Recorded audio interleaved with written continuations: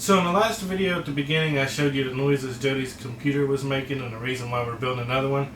Mostly so I could play games and start doing my own channel while she works on hers too. But in order to stop that from happening on this computer, we've got some really amazing cooling. Now I'll post a link in the description of the fan I actually ordered. And this is the fan they gave me. This is not the same fan. I actually didn't really notice it that much, but I ordered a 140mm Thermaltake red LED fan, and this is a AeroCool Streamliner blue 140mm fan. And since I bought them from Newegg, they took over 2 weeks to get here, and I don't want to send them back and wait another 2 weeks. So I'm probably just going to cut the LEDs on the back of them. So these will be my 140mm silver fans, and I will remove the LEDs from them. If you can see it, there's a light in all of the four corners, and all I'm going to do is snip it about right here in the brackets so that way the lights don't turn on, and it'll just be a chrome silver fan.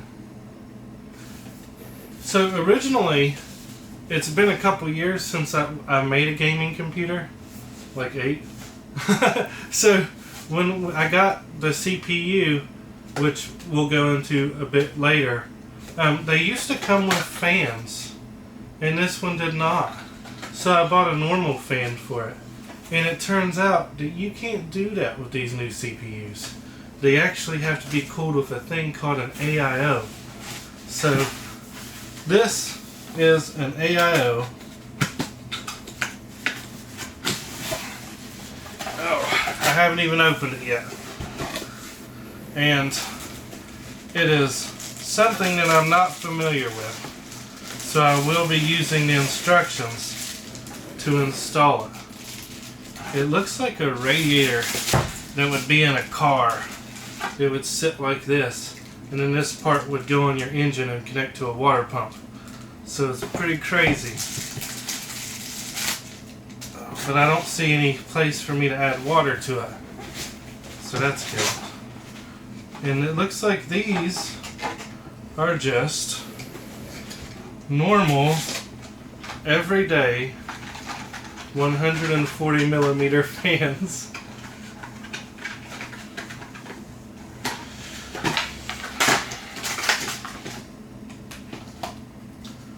And would you look at that? So I guess I have too many of these fans. And I guess these two fans will pull the heat off of this radiator in order to keep this computer cool so it doesn't blow up like Jody's laptop. Isn't that wonderful?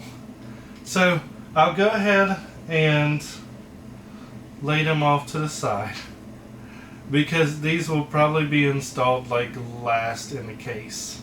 But I just wanted to show you guys, you know, that I'm not going to tear this computer up, hopefully. I'm going to keep it cool and keep it, you know, lasting a long time so Jody can use it to make her videos and I can use it to make some of my own. Okay, so we're following the instructions now on our case. We've broken it down, and it says the first thing that I need to install, because I'm on the wrong page, is the power supply unit. Now, because I had to get Jody good parts for her computer so she could be a creator, I had to get a very powerful power supply. I remember my old power supply was close to 500 watts. This thing is 1050 watts. So just the power supply in this thing is twice as powerful as the last gaming PC I made. You know, 8 years ago. But I did upgrade different things to it, like the graphics card and stuff, like throughout. And I just got rid of it like a year and a half ago because we really didn't have the room in this RV for one. And this one actually will be just a tiny bit wider, but it's shorter. And the other one was like this tall. I don't even think it would fit under the desk. It was like a piece of furniture you could sit on. But this is the new power supply. It is completely modular. And then that way I can install it. I guess I just drop it in here.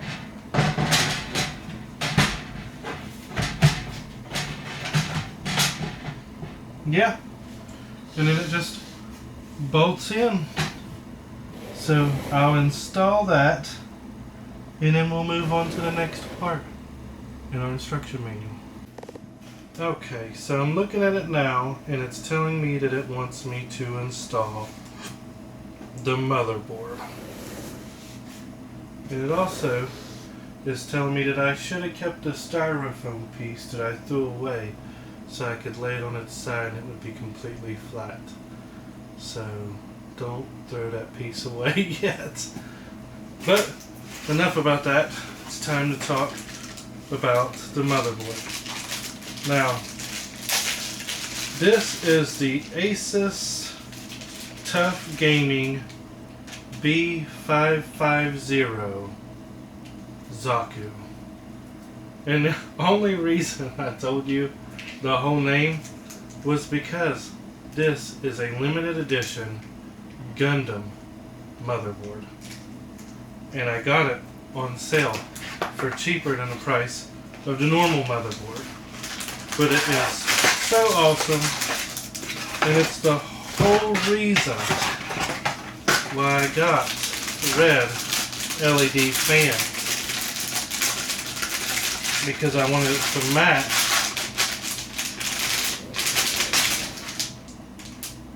this work of art motherboard. And the fans are blue. So because we have blue fans, we're just going to do the best that we can with this. And I guess I'm just going to lay it on its side easily to try not to scratch it, and then put it in. So it wants me to put the motherboard on these 8 standoffs that should already be in here and attach them with these provided screws. So I'm just going to lay it in there and install it with the instructed screws. Oh, I'm hitting stuff.